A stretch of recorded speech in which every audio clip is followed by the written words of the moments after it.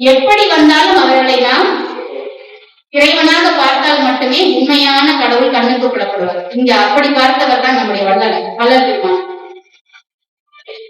நீ இறைவன் அல்ல, நீ இறைவன் அல்ல, நீ மனிதன், நான் கடவுள், நான் உயர்ந்தவன், நீ தாழ்ந்தவன். இந்த ஏற்றத்தாழ்களை எல்லாம் கலைந்து எல்லோருக்குள்ளும் அன்பை விதைத்து எல்லோருக்குள்ளும் ஆன்மாவை இறைநிலையில் கண்டவர் நம்முடைய வள்ளல் பெருமான். ஆனால் இறைவன் நாம் நினைக்கின்ற வடிவத்தில் வர வேண்டும் என்பதல்ல, வந்த வடிவங்கள் எல்லாம் இறை வடிவமே என்ற அனுபவம் பெற்றவர்தான் நம் வள்ளல் பெருமானார். அதனால்தான் அவர் நமக்கு அருள் ஆசிரியராகவும் திகழ்ந்து கொண்டிருக்கிறார்.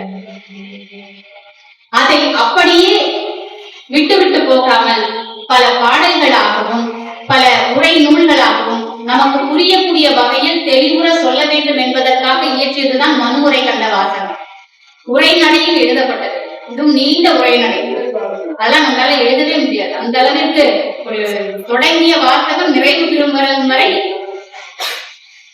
எந்தவித தடையும் இல்லாமல் செல்லுகின்ற சொற்கோவையோடு கொண்ட ஒரு அற்புதமான நூல்தான் மனுவுரை கண்ட வாசகம். தாய்மையும் நேர்மையும் பண்பும் உயர்வும் நம்முடைய வாழ்க்கையினுடைய அங்கங்கள் என்று சொன்னால், நாம் வாழ்வதும் நம்முடைய வாழ்க்கையை சரிவர அமைத்துக் கொள்வதும் அருள் ஆசையோடு நாம் உயர்வதும் அந்த உயர்வை நோக்கி பயணிப்பதற்கு நம் மனதை தயார் நிலையில் வைத்துக் கொள்வதும் தேவையான ஒன்றாக இருக்கிறது. அந்த மனம் நம்முடையதாக இருக்க வேண்டும் என்று சொன்னால், நமக்குள் இருந்து செயல்படக்கூடிய இறைவனை உணர வேண்டும் என்கின்ற அந்த உண்மை தத்துவத்தை அனுபவபூர்வமாக நமக்கு காட்டி அருளியவர் தான் வள்ளல் பெருமானார் என்பதில் மாற்று கருத்து இருக்க வாய்ப்பே இல்லை. மறுக்கவும் முடியாத ஒரு உண்மை வாழ்வியலை கண்முன் காட்டி சென்றவர் தான் நம்முடைய வள்ளல் பெருமானார். பெரும் நாராயணர் படைத்தார், சிவன் படைத்தார், விநாயகர் இந்த உலகத்தை சுற்றி வந்து ஞானப்படம் பெற்றார். எல்லா கதைகளும் சரி, புராணங்களும் சரி, கேட்க இனிமையாக இருக்கிறது. இனிமையாக இருப்பதற்காகவே கதைகள் புனையப்பட்டன. கதைகளுக்குள்ளே ஒளிந்து இருப்பது எல்லாம் ஒன்றே ஒன்றுதான். அது ஆன்மாவினுடைய நிம்மதிக்கான வழிபாதையில் பயணிக்கக்கூடிய ஒரு அமைதி நிலை. அந்த அமைதி நிலையை நாம் பெறுவதற்கு இன்றும் என்றும் எங்கும் நீங்கள் பார்க்கக்கூடியது ஜோதி வடிவம். அதனாலதான் ஆலயங்கள்ல தீபாராதனை, கிறிஸ்தவ ஆலயங்கள்ல மெழுகுவர்த்திய ஏற்றி வழிபடக்கூடிய அந்த தன்மை எந்த இறை வழிபாட்டிலும் இல்லாத ஒரு சன்மார்க்க பண்பு இங்கு உருவ வழிபாடு இல்லாத தன்மை. உங்களை போட்டு குழப்பம் கூடாது என்பதை தெளிவாக இருக்கிறார். அருள் பெறுவதை நேர்மையாக இருக்க வேண்டும். சுற்றி வளைத்து எந்த ஒரு விஷயத்தையும் சொல்லாமல் நேரடி அருள் ஆசி பெற நீங்கள் எங்கும் செல்ல வேண்டாம். உங்களுடைய வீட்டில் அகல் விளக்கில் ஜோதியை கண்டு வழிபடுங்கள். அதற்குள் ஒளிந்திருக்கிறது உங்களுடைய நிம்மதி அற்புணையும் என்று வழிகாட்டிய பெருந்தகை தான் நமக்கு கொடுத்த அற்புதமான மந்திரம் என்றே சொல்லலாம். அருட்பெரும் ஜோதி, அருட்பெரும் ஜோதி, தனி பெரும் கருணை, அருட்பெரும் ஜோதி. நாம் 6000 பாடல்களையும் படித்து விட முடியாது. 6 திருமுறைகளினுடைய பெயர்களையும் படிப்பதற்கு நேரம் இருப்பது இல்லை. அவருடைய அருள் வாசகங்களை கேட்கக்கூடிய காலத்தில் நாம் திரட்டவில்லை. அவரை பார்க்கக்கூடிய பாக்கியத்தை நாம் பெறவில்லை. ஆனாலும் அவர் நம்மோடு இருப்பதற்கான ஒரு ஆற்றல் நம்மோடு அவர் பகிர்ந்து சென்றிருக்கிறார். அந்த பகிர்தல் நாம் ஏற்றி வைக்கக்கூடிய தீபத்திற்குள் ஒளிந்திருக்கிறது. தீப வழிபாடும் சரி, ஜோதி வழிபாடும் சரி, எல்லாம் நமக்குள் இருந்து பிறக்க வேண்டிய ஒன்று. இறக்கக்கூடிய தருணத்திலும் நமக்கு பிறக்கக்கூடிய ஒரு உணவை, மகிழ்வை தரக்கூடியது அந்த வழிபாடு மட்டுமே. அதை அனுபவபூர்வமாக உணர்ந்து அறிந்ததோடு அருள் அனுபவமாக நமக்கு வழங்கி சென்றிருக்கக்கூடியவர் தான் நம் வள்ளல் பெருமானார். எந்த சூழலிலும் நாம் குழம்பிவிடக் கூடாது என்பதில் அவர் தெளிவாக இருந்தவர். அதற்காக அவர் வாழ்ந்த காலத்தில் நிறைய இடர்பாடுகள் சமைச்சிருக்கிறார். இன்னைக்கும் ஜாதிய கொடுமைகளும் சமய கொடுமைகளும் ஆங்காங்கே நிகழ்ந்த வண்ணம் இருக்கிறது தான். இது சிறுபான்மை ஆகி இருக்கிறது. இதற்கெல்லாம் மூத்த காலத்தில் வாழ்ந்த அன்றைய சூழலில் யோசித்து பாருங்க. நம்ம பெரியாரே கடவுள் இல்லை, கடவுள் இல்லை, கடவுள் இல்லைன்னு சொல்லிட்டு இருந்த காலம் பிரச்சாரம் பண்ணிட்டு இருந்தாரு. அப்படி பிரச்சாரம் பண்ணிட்டு இருக்கும்போது ஒரு பார்த்தின தெருவுல வரும்போது மறைந்திருந்து செருப்பை போட்டாங்க, செருப்பால அடிச்சாங்க. உடனே அவர் என்ன பண்ணாரு அப்படின்னா, அந்த ரிக்ஷால போயிட்டு இருந்த ரிக்ஷாக்காரரை நிறுத்துப்பா அப்படிங்கிறாரு. மறுபடியும் அந்த இடத்துல நின்று அப்ப பிரச்சாரம் எல்லாம் பண்ணல, அந்த தெருவுல யாருமே இல்ல. பெரியார் வந்து ரிக்ஷால போறாரு, கடவுள் இல்லைன்னு மறுப்பாளர் வராது இந்த பக்கம்னு தெரிஞ்ச உடனே மறைந்திருந்து பார்ட்னர்கள் சில பேர் என்ன பண்றாங்கன்னா செருப்பு கொண்டு அடிக்கிறாங்க. அப்போ கொஞ்ச நேரம் நிறுத்தி குரல் உயர்த்தி கடவுள் இல்லை கடவுள் இல்லை கடவுள் இல்லை அப்படிங்கிறாரு. மறுபடியும் கோபம் மறைந்திருந்த அவருக்கு அதிக கோபம் வந்து இன்னொரு செருப்பு தூக்கி போட்டாங்க. உடனே மேல வந்து விழுது. இப்ப ரிக்ஷாக்காரருக்கு சரி போலாமா அப்படிங்கிறாரு.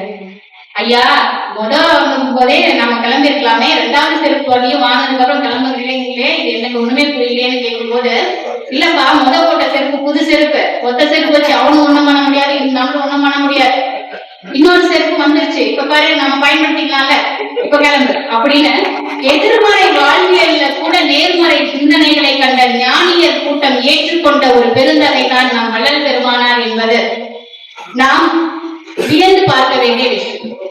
கடவுள் இல்லை என்று சொன்ன பெரியார் கூட வள்ளல் பெருமானாரை குருமனமாக ஏற்றுக்கொள்வார். எல்லோரும் அதற்கு ஆதரவாக இருக்கும்போது ஒரு கூட்டம் நேரடியாக எதிர்த்து நின்றது, கற்ற கூட்டம் கூட. அது இலங்கையிலே இருந்த ஆறுமுகன் அவர் எதிர்த்து வாதமிட்ட அவர் கூட வழக்காடு மன்றத்திலே வள்ளலார் வந்திருக்கிறார் என்ற போது எதிர்நிலையை கண்ட போது எழுந்து நின்றவராம். அந்த அளவிற்கு அருஞானம் பெற்றவர், ஒளி தேகம் மிக்கவர். அவருடைய ஆற்றலை நாம் பெறுவதற்கு ஏராளமான தவம் செய்திருக்க வேண்டும், காண்பதற்கே கண்கோடி வேண்டும். அவரை பற்றி புரிந்து கொள்வதற்கு ஏராளமான நாட்கள் தேவைப்படும். அந்த நாட்களைத்தான் ஒவ்வொன்றாக உண்டியலில் போடுவது போல செவ்வாய்க்கிழமையை தேர்ந்தெடுத்து போட்டுக் கொண்டிருக்கிறார்கள் இந்த கே நகர் வள்ளலார் சன்மார்க்க சபையை சார்ந்தவர். கற்றலையும் கேட்டல் நன்று, படிங்க. படிக்கும் இன்னைக்கு யாருக்குமே வந்து அவ்வளவா முதுகும் வளையறதில்ல, மனமும் பணியறது. நல்லா கேட்கவாது இருக்கீங்களா அப்படின்னா கேட்கிறாங்க, நிறைய பாக்குறாங்க, கேட்கறது பாக்குறாங்க. என்ன பாக்குறீங்க அப்படின்னு கேட்டா ரீல்ஸ் பாக்குறது. அந்த ரீல்ஸ் என்ன சொல்லுது தெரியாது. கண்ணை கவரக்கூடிய விஷயங்களை பார்க்கிறோமே தவிர இன்றைய காலகட்டத்தில், ஒரு காலத்துல படிங்கன்னு சொன்னாங்க, கற்றுக்கொள் அப்படின்னு சொன்னாங்க, அதுக்கப்புறம் கேளுன்னு சொன்னாங்க. ஆனா இப்போ இதெல்லாம் விட்டுட்டு பார்க்கவாவது செய்யி, பக்கத்துல இருக்கிறவனையாவது பாரு அப்படின்னு கெஞ்சக்கூடிய வாழ்க்கையில நம்ம இருக்கோம். எல்லோரும் கையிலும் மொபைல். வகுப்பறையில இருக்கிறான் பையன், எத்தனை தடவை உன் பக்கத்துல இருக்கிற பையனை பார்த்திருக்க அப்படின்னு கேட்டா, இது பார்த்துதான் இருக்கேன், எங்க மொபைல்ல. பக்கத்துல இருக்கானே பாத்தியான்னு கேட்டா, இவன் தான் அது அப்படின்னு கேட்கக்கூடிய அளவிற்கு அருகில் இருப்பவர்களை கூட நாம் மறந்து வாழுகின்ற ஒரு வாழ்க்கை முறைக்குள்ள இருக்கும். வாழ்க்கை என்பது பலரும் ரசிக்கக்கூடிய ஒரு நபரை நாம பார்க்கறதுன்னு இவன் முடிவு பண்ணி வச்சிருக்கான். பலரோட பார்க்கிறது வாழ்க்கை அப்படின்னு சொன்னா, பலரும் ரசிக்கக்கூடிய ஃபாலோவர்ஸ் இருக்கவன் தான் மனுஷன்னு சொன்னா, நாம எங்க இருக்கோம்? நம்மை நாம் தொலைத்துக் கொண்டு வாழக்கூடிய இன்றைய வாழ்க்கை முறையில நாம எதை நோக்கி பயணிக்கிறோம்? டிவியில வர்றவங்க எல்லாம் பிரபலமானவங்க. இப்போ ஒரு காலத்துல புத்தகம் எவன் எழுதினாலும் பாரதி பிரபலமானவர். ஆனா வைரமுத்து அழகா எழுதினார். அவர் இறந்தப்போ இப்ப நம்ம எல்லாருமே தலையில தூக்கி வச்சு கொண்டாரு. பாரதி இறந்த போது வந்த ஆட்களின் எண்ணிக்கையை விட அவன் மீது மொய்த்த ஈக்களின் எண்ணிக்கை அதிகம். ஏன்னா அப்படிதான் இறந்து போனார் பாரதி.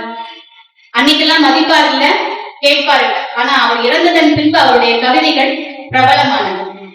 அவர் இன்றைக்கு பாராட்டக்கூடிய அளவிற்கு அவருடைய ஒவ்வொரு கவிதைகளும் நம் பள்ளி பருவ மாணவர்கள் படிக்காமல் வரவே முடியாது என்ற நிலை எட்டி இருக்கக்கூடியது. அந்த அளவிற்கு அவர் ஒரு மகா கவியாக இன்னைக்கு நம்ம மனசுல நடந்திருக்க.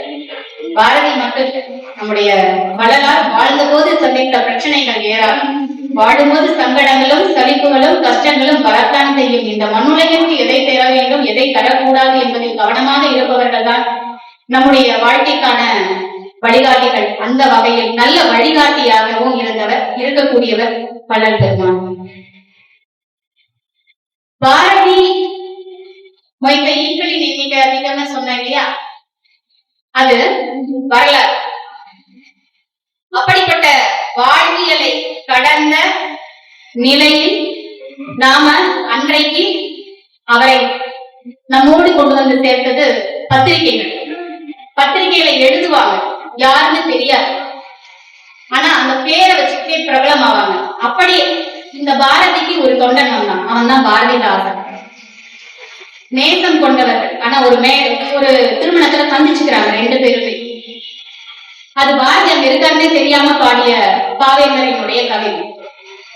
அப்போதான் ரெண்டு பேருமே சந்தித்துக் கொள்கிறார்கள் என்கின்ற போது, இவர்தான் பாரதி என்கின்ற போது ஒரு இணக்கம் பிறக்கிறது. இவரை தான் நாம பார்க்கணும்ன்ற ஒரு குறிப்பு அந்த சூழல்ல உருவாச்சு. அது ஒரு காலம். அதாவது எழுத்து மக்கள் மனதில் பதிந்தது. அதே போல அண்ணா எழுதிய கடிதம், அண்ணாதுரை அவருடைய பெயர். அவர் கட்டுரை எழுதுவார், என்ன கடிதம் எழுதுவார் பத்திரிகைகள். அவர் இறப்புதான் உலக சாதனை படைத்த ஒரு நிகழ்வு. நம்ம எல்லாருக்குமே தெரியும். அது என்ன சாதனை படைத்ததுன்னு சொல்லுவாங்க. எப்படி அவ்வளவு கூட்டம், அன்னைக்கெல்லாம் போக்குவரத்து கூட கிடையாது. அண்ணா இறந்தாருன்னு சொன்ன உடனே அத்துணை பேரும் தன்னுடைய அண்ணன் இறந்து விட்டான், தம்பி நாம் நமக்காக இவ்வளவு அவர் பல செய்தித்தாள்களை படிப்பார். ஆங்கிலத்தில் வரக்கூடியதெல்லாம் தமிழை இலகுவாக்கி வெளிநாடுகளில் நடக்கக்கூடிய அரசியல் பிரச்சனைகள் எல்லாம் தமிழர்களுக்கு எடுத்து சொன்ன ஒரு பெருந்தகை. அண்ணாவின் கடிதம்னு எழுதுவார் பத்திரிகைகள் தம்பிக்கு அப்படின்னு. அப்போ எல்லோருக்கும் அண்ணனாக பதிந்த ஒரு செயல் எழுத்துல இருந்துச்சு அன்னைக்கு. இப்போ எழுத்து இன்னைக்கெல்லாம் ரைட்டர்ஸ் எல்லாம் யாருக்குமே தெரிய மாட்டேங்குது. இன்னைக்கு இருக்கக்கூடிய ஜெனரேஷனுக்கு ரைட்டருடைய முக்கியத்துவமும் தெரியல, எழுத்தாளர்களினுடைய பங்கும் தெரியல. அடுத்த ஜெனரேஷன் வந்தது.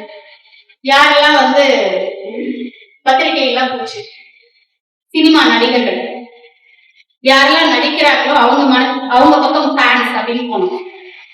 அப்போ எம்ஜிஆர், சிவாஜி கணேசன் போன்ற காலகட்டங்கள்ல சாவித்திரி இவங்கெல்லாம் பெண் சார்ந்த நடிகர்கள்ங்கிற நிலையில மனம் பறி கொடுத்தாங்க. இவங்கெல்லாம் பிரபலமானவங்க. எழுத்தினுடைய பயன் போக ஆரம்பிச்சது, திரைப்படம் தவற ஆரம்பிச்சது. இப்போ இவங்கெல்லாம் கூட ஒரு பக்கமா போய்கிட்டு இருக்கிறாங்க. எது மனதை கவரக்கூடியதா இருக்குன்னா, இவனெல்லாம் நாம ஏன் பார்க்கணும், நம்மளை பார்க்க வைப்போம், நம்ம பண்றது எல்லாமே பண்ணுவோம், எல்லாருமே பார்க்கட்டும். இதுல வரைமுறையே கிடையாது, என்ன சொல்ல வராங்கன்னே தெரியல. ஆனா கண்டென்ட் கிரியேட் பண்ணி போடுறாங்க, அதுக்கு ஒரு ஃபாலோவர்ஸ் உருவாகிறாங்க. அந்த ஃபாலோவர்ஸ் எதை நோக்கி போறாங்கன்னு பார்த்தா எல்லாத்துக்குமே ஃபாலோவர்ஸ் இருக்காங்க. நல்லதுக்கு நல்ல வீடியோஸ் இருக்கு, நல்ல ரீல்ஸ் மேக்கர்ஸ் இருக்காங்க, திறமை படைத்தவர்களும் சினிமால வாய்ப்பு கிடைக்காதவங்க கூட அதை விட சிறந்து செய்யக்கூடியவங்களா இருக்காங்க. அது நேர ஆப்போசிட்டா இன்னொரு பக்கம் என்னெல்லாம் போகுது அப்படின்னா, எது நாம அருவருக்கத்தக்கது, எது விளக்கத்தக்கது, எதை நாம் பார்க்க கூடாதுன்னு குழந்தைங்களை சொல்றோமோ அதெல்லாம் இன்னொரு பக்கம் ஃபாலோவர்ஸ் லாக்ஸ் கணக்கில் வச்சு ரன் ஆகிடுது. அப்ப எது இன்றைய உலகத்தை இயக்கிட்டு இருக்கு? இதை எல்லாமே தாண்டி நாம எதை நோக்கி பயணிக்கணும்? இந்த டீனேஜுக்கு எது சொன்னாலும் நீ கேட்காது, பட்டு அனுபவிச்சுதான் வருவாங்க. ஒரு காலத்துல நாம 7 வயசுலயே பாரதி ஆனார், நடிக்க போனார், சரி படிப்பை கற்பிக்க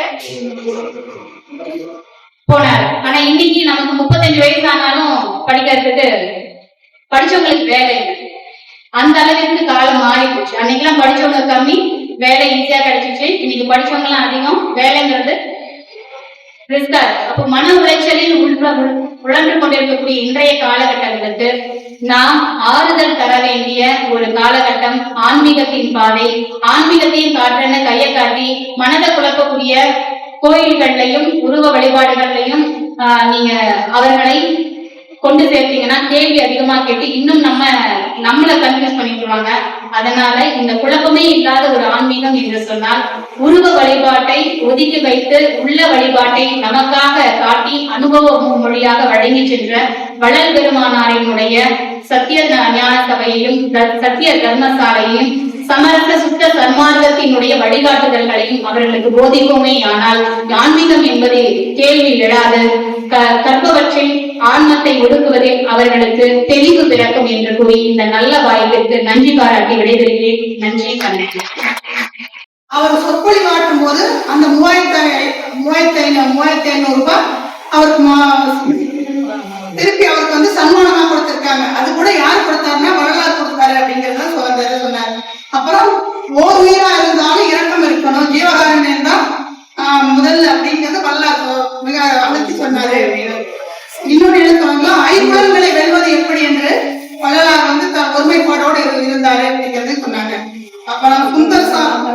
சுந்தர சுவாமிகள் வந்து வள்ளலார பார்க்கணும் அப்படின்னாரு. வள்ளலாரை பார்த்து வள்ளலார் கிட்ட என்ன அனுபவம் பெற்றாரு அப்படிங்கிறதையும் சொன்னாங்க. அப்புறம் வள்ளலார் வந்து தன்னை ஒரு பாட்டு பாடுறாரு. பாதி இரவு எழுந்தருளி பாவியேடு எழுப்பி அருஜோதி அளித்து என் உள்ளடத்தை கலந்து சூழ்ந்து துணங்குகின்றாய். நீதி நடக்கும் பேரின்ப நிதிதான் நிதி தான் பெற்ற பேற்றை ஓத முடியாது.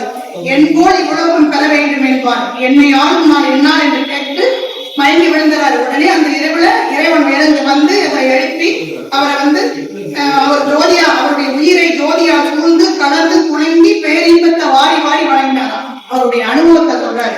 இன்னொரு இடத்துல இன்னொரு பாட்டை சொல்வாரு. காற்றாலே குடியாலே ககன மதனாலே கனலாலே புனலாலே கதிராதியாலே கூற்றாலே பிணியாலே கொலை கருவியாலே கோளாலே கல்வி மற்றும் கொடுங்கேர்களாலே வேற்றாலே எங்காண்டும் அழியாத விளங்கும் மெய்யடிக்க வேண்டும் என்றே பரிந்தளித்தார். ஏற்றாலே இனிவன நினையாதே உலகில் எந்த இடத்து தெரிஞ்சோன் இறைவனை சார்வீரே. தான் பெற்ற அனுபவத்திற்கு மெய் உழவு வேணும், மரணமில்லா பெருவாழ்வு கிடைக்கும் அப்படிங்கிறதுக்காக அவர் எப்படி அவருக்கு அந்த அனுபவத்தை பெற்று மரணமில்லா பெருவாழ்வு பெற்றாருங்கிறது இந்த பாட்டுல சொல்றாரு. அப்புறம் இன்னொரு இடத்துல சொல்றாரு. பெற்றேன் என்றும் இளமாமை பேதம் தவித்த இறைவனை உற்றே கலந்தேன் ஆனவனை அப்படின்னு அந்த பாட்டெல்லாம் சொல்லி தான் எப்படி அருளாம பெற்றேங்கிறத சொன்னாரு. ரொம்ப அழகா பேசினாங்க. எல்லாருக்கும் புரியுற மாதிரி இருந்துச்சு. நன்றி.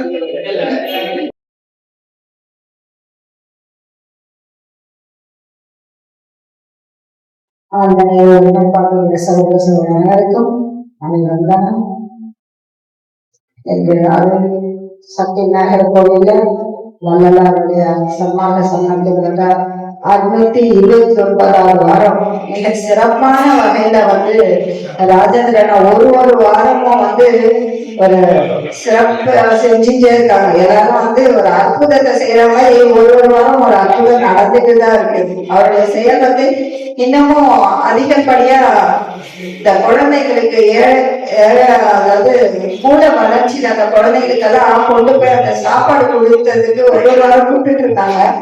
அத நேரா போய் பார்க்கும் போதுதான் தெரிஞ்சது எந்த அளவுக்கு இங்க சங்கம் வந்து சும்மா பேசுறதுக்கு மட்டும் இல்லை, இது வந்து செயல்லையும் ஒரு நிகழ்ச்சியும் இந்த அண்ணா வந்து சிரத்தையோட எடுத்து பண்ணிட்டு இருக்காங்க. அதுக்காக முதல்ல அவருக்கு நன்றியை தெரிவிச்சுக்கிறேன். உங்க சார்போ என் சார்போ நன்றியை தெரிவிச்சுக்கிறேன். ஏன்னா இதெல்லாம் வந்து யாரும் செய்ய முடியாது. ஒரு சன்மான சங்கத்தை வந்து நடத்துறன்றதே ஒரு பெரிய விஷயம் தான். ஒரு கூட்டத்துல ஒரு 50 பேர் வர்றதே பெரிய விஷயம் தான். ஏன்னா இந்த காலகட்டத்துல அம்மா சொன்னாங்க பாருங்க, மணன்மணி அம்மா எல்லாரும் வந்து மொபைல்ல தான் மூழ்கி இருக்காங்க. வழியா யாரும் வந்துட்டு பக்கத்துல யாரு இருக்கிறாங்கிறது கூட தெரியாத அளவுக்கு இருக்கிற இந்த காலகட்டத்துல சரி இந்த சத்சங்கம் இங்க இருக்குது, இதுல 4 பேர் வந்து நல்ல விஷயங்களை பகிர்றதுக்காக நல்ல சிந்தனைகளோட கொஞ்ச நேரம் நம்ம வந்து ஒரு மணி நேரம் ஆனாலும் ஒரு நல்ல சிந்தனையில நம்மள வந்து இங்க வச்சிருக்கிற இந்த சங்கத்துக்கு வந்து மிக்க நன்றியை சொல்லிக்கிறோம். ஏன்னா இது நடத்துறது எவ்வளவு பெரிய விஷயம்ன்றது நம்ம பார்க்கும்போதுதான் தெரியும், நம்ம அனுபவத்துலதான் தெரியும். அந்த வகையில அண்ணனுக்கு முதல்ல நன்றியை தெரிவிச்சுக்கிறேன். மிக சிறப்பான வகையில நம்மளுடைய தலைமையேற்று நடத்திட்டு இருக்கிற மணிமேகலை அம்மா அவங்களுக்கு மிக நன்றியை தெரிவிச்சுக்கிறேன். அதுக்கப்புறம் நம்மளுடைய விண்ணப்பம் வாசிச்ச புண்ணியம்மா அவங்களுக்கு கேட்டு நிறுத்தி ரொம்ப அழகா படிச்சாங்க. இன்னைக்கு ஏன்னா என்ன சொல்லணும், இதை எப்படி பண்ணணும், அதாவது ஏதோ ஒரு படிச்சுட்டு போகணும் அப்படிங்கிற அந்த எதுவும் இல்லாம இது எப்படி பண்ணணும் அப்படின்னு கேட்டு இந்த வயசுலயும் அவங்களுக்கு வந்து அதை அற்புதமா செஞ்சு கொடுத்த அவங்களுக்கு மிக மிக மிக நன்றிங்கம்மா. அப்புறமா இறை வணக்கம். அவங்க வந்து உலகம் தடைக நாங்க இதற்கு இந்த மாதிரி பாடி தெரிஞ்சதே கிடையாது. ஆனா ரொம்ப அற்புதமான வகையில நல்லா பாடினாங்க. இன்னைக்கு வந்து இன்னைக்கு வந்து வர வேண்டிய ஒருத்தவங்க வரல, அதுக்கு பதில் மேனகா திடீர்னு பாடுங்கன்னு சொன்னோன்னே அவங்க கிட்ட எந்த ஒரு தயக்கமே இல்லை. பாருங்களேன், வந்து அழகா வந்து அந்த உலகம் தடைக வந்து பாடும் போது அவ்வளவு அற்புதமா இருந்தது. மிக சிறப்பான வகையில பாடி கொடுத்த மேனகா அவங்களுக்கு மிக்க நன்றிகளை தெரிவிச்சு என் சார்பாவும் உங்களுடைய சார்பாவும், அதுக்கப்புறம் நம்மளுடைய சொல்வழி மணன்மணி அம்மா வந்து மிக அற்புதமான வகையில ஒரு கதைகளும் சொன்னாங்க. அவங்களோட கதைகள்லாம் பாத்தீங்கன்னா ஒரு கிளிய சொன்னாங்க, அப்புறமா ஒரு நீதிபதி கதை சொன்னாங்க. ஒருவர் அவருடைய அனுபவம், அதாவது ஆணவத்துக்கு உண்டான செயல் அப்படின்னு எல்லாத்துக்கும் பாத்தீங்கன்னா ஒரு கதைய சொல்லி அதை வள்ளல் பெருமானுக்கு ஒப்பிட்டு சொன்னாங்க. அவருடைய அனுபவம், வள்ளலாருடைய அனுபவம் அவருக்கு எப்படி இருக்குது அப்படிங்கிறத மிக ஒரு விஷயத்த சொல்லி எடுத்து காமிச்சாங்க. அதை வந்து நான் சொல்லணும்னு இந்த நிறைய விஷயங்களை நம்ம மணிமேகலை அம்மாவே வந்து நிறைய சொல்லிட்டாங்க முதல்லயே. அதனால இன்னொன்னு என்னன்னா, எல்லாரும் வழிபாடை பத்தி சொல்லிட்டு இருக்காங்க. ஜோதி வழிபாடு என்ன பண்ணணும்.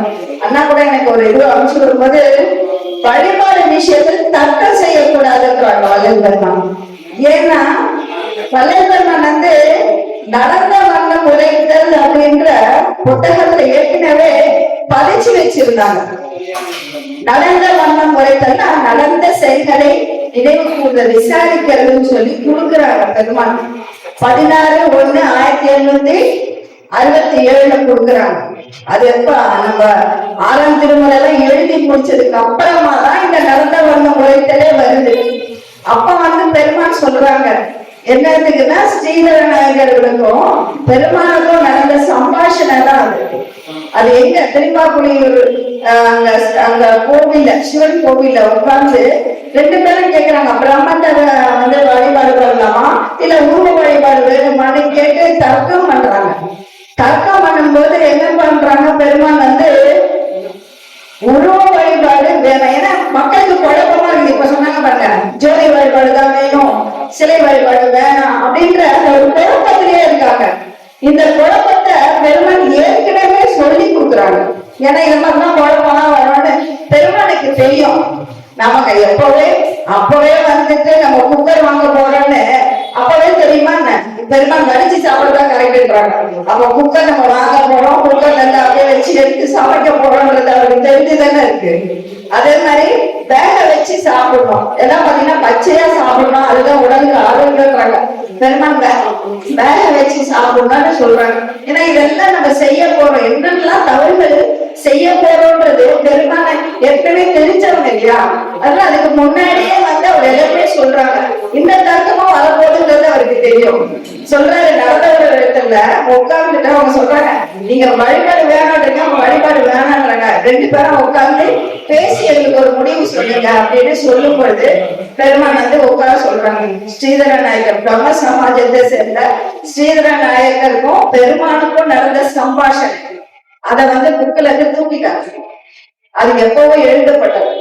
ஏன்னா அது வந்து வழிபாடு வேணான்ற அந்த எண்ணத்துல இருக்கவங்க எழுதிட்டாங்க. உட்காந்து பெருமான் சொல்றாங்க, உட்காந்து சொல்லு எங்களுக்கு. மக்கள் சொல்றாங்க, இது மாதிரி நம்மள மாதிரி குழப்பமா இருக்கிற மக்கள் சொல்ல உட்காந்து சொல்லுங்க, சும்மா நீங்க வேணான்றீங்க வேணான்றீங்க ஏதாவது ஒரு விஷயத்த சொல்லுங்க. பெருமான் உட்காந்து வாதம் பண்றாங்க. சொல்லி ஸ்ரீதர நாயகர் கிட்ட சொல்றாங்க, இந்த மாதிரி மனசுக்கு வந்து தெளிவு பண்ணணும். இப்போ நம்ம பார்க்கும் போதுதானே அவங்க யாரு நம்மளுக்கு மனசுக்கு புலப்படுறது, கண்ணுக்கு புலப்படுறதுன்னு மனசுக்கு புலப்படும். ஒரு பாட்டு என்னைக்கோ கேட்கிறோம், அது செவிக்கும் வந்து மனசுக்கும் புலப்படுது இல்ல.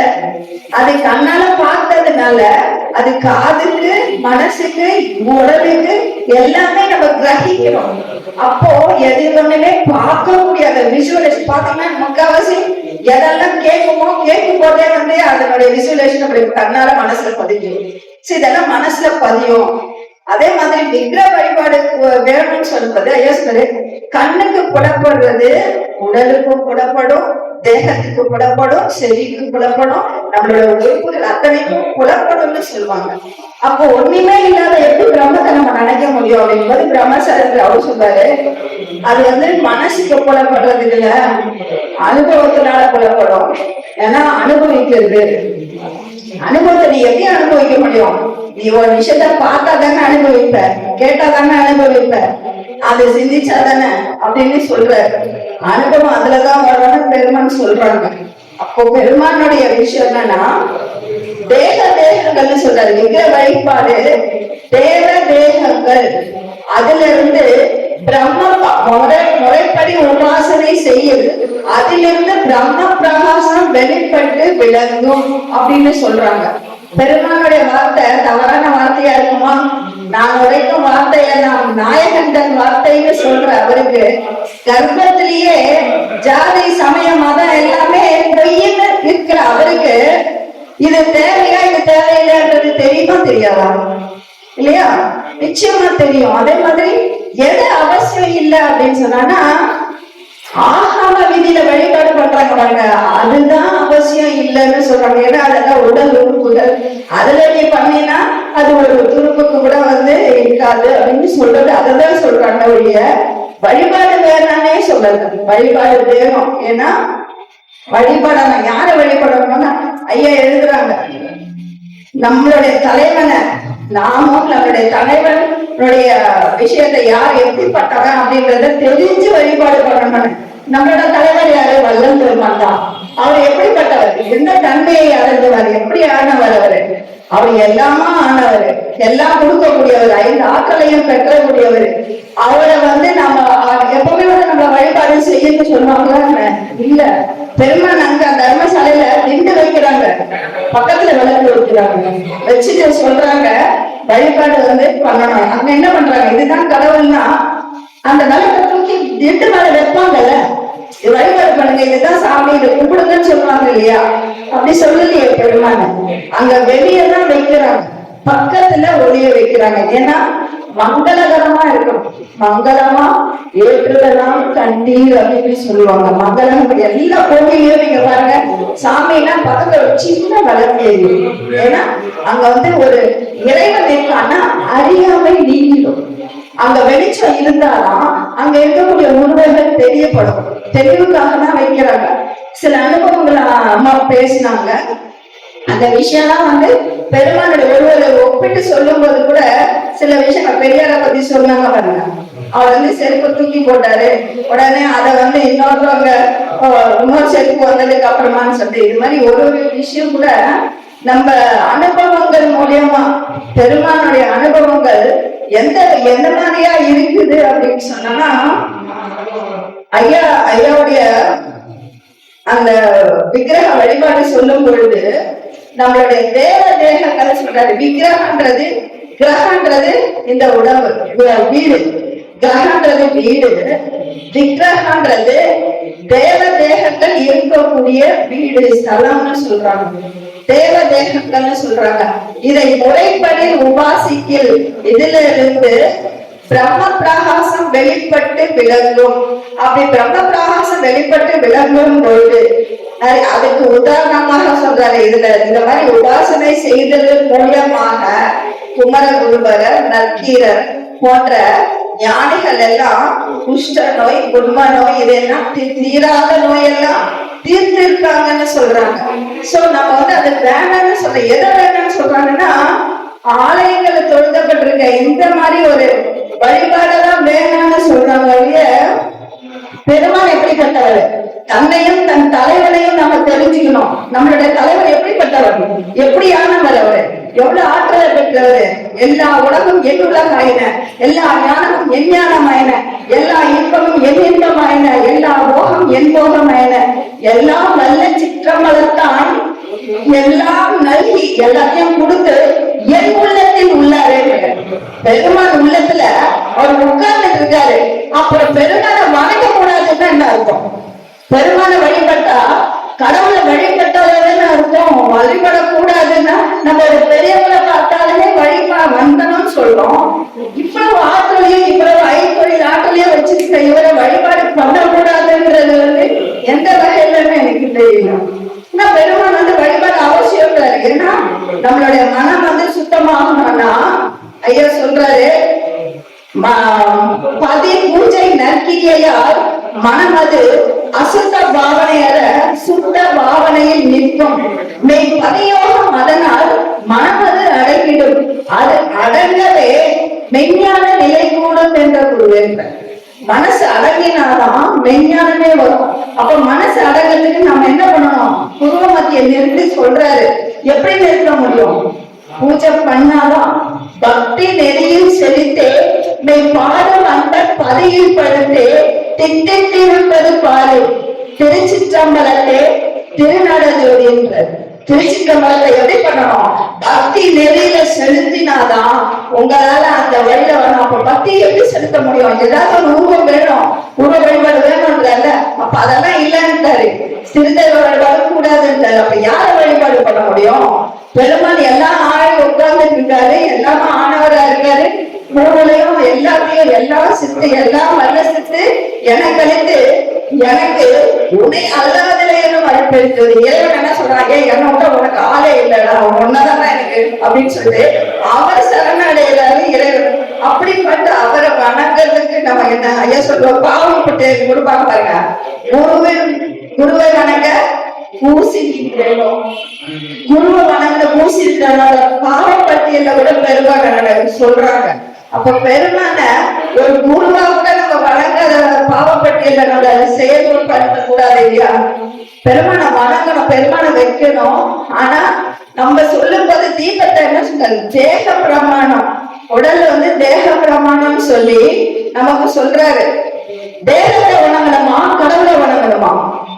தேகத்தை வணங்கினா நமக்கு அருள் கிடைக்குமா, நமக்கு இறைவனை வணங்கினா அருள் கிடைக்குமா? இறைவனான பெருமான வணங்கினா நமக்கு எல்லாம் சொல்றாரு ஐயா, எல்லாம் வல்ல எல்லாம் எனக்கு அளித்த எனக்கு உள்ளையெல்லாம் சொல்லிட்டு எல்லாமும் எல்லா செயல்களும் என்னன்னு அமலத்தே சொல்றாரு. எனக்கு ஒரு நிமிஷம் பெருமானுடைய சொல்லும் போது எல்லாமும் எல்லா சித்து எனக்கு அளித்து எனக்கு உனை அல்லாதேன்னு மறுப்பெரும் ஜோதின்னு பெருமான் கிட்ட சொல்றாரு. சொன்னதுக்கு அப்புறமா நான் இருக்கிறேன்றாரு. எல்லா செயல்கூடும் எல்லா செயல்கூடும் இறைவனோட செயல்கூடும் எல்லாத்தையும் கொடுக்குறேன் அப்படிங்கிறாரு. என்னால் உங்களுக்கு நன்மை கிடைப்பது சத்தியம், நம்பி இருங்கள் அப்படின்னு பெருமான் வாக்கு கொடுக்குறாங்க. அப்ப வாக்கு கொடுக்குற அவரை நம்பி நம்ம தாராளமா கைய பிடிச்சிட்டு போயிட்டே இருக்கலாம். பெருமான் எல்லாத்தையும் நல்லபடியா சிறப்பா செஞ்சு கொடுத்துட்டே இருப்பாங்க. அதனால என்ன வணங்கணும் ஏது வணங்கணும் நமக்கு எதுவுமே தெரியாது. பெருமான ஐயா நீ உன்னை வணங்கிட்டு நான் போயிட்டே இருக்கிறேன் அப்படின்னு சொல்லிட்டு அவரை கைய பிடிச்சிட்டு நம்ம தாராளமா போயிட்டே இருக்கலாம். ஜோதி ஜோதி ஜோதி சூயம் ஜோதி ஜோதி ஜோதி பரம் ஜோதி ஜோதி ஜோதி அருள் ஜோதி ஜோதி ஜோதி சிவம் வாம ஜோதி சோம ஜோதி வான ஜோதி ஞான ஜோதி மாக ஜோதி யோக ஜோதி வாத ஜோதி நாத ஜோதி ஏம ஜோதி व्योम ஜோதி ஏரு ஜோதி வீர ஜோதி ஏக ஜோதி ஏக ஜோதி ஏக ஜோதி ஏக ஜோதி ஆதி நீதி வேதனே ஆடல் நீடு பாரனே வாதில் ஞான போதனே வாழ்க வாழ்க நாதனே வாழ்க வாழ்க நாதனே வாழ்க வாழ்க நாதனே அருட்பெருஞ்சோதி அருட்பெருஞ்சோதி தனி பெருங்கருணை அருட்பெருஞ்சோதி திருவருட்கவாச வல்லார் தெய்வ திருவடிகளே சரணம் சரணம் சரணம்.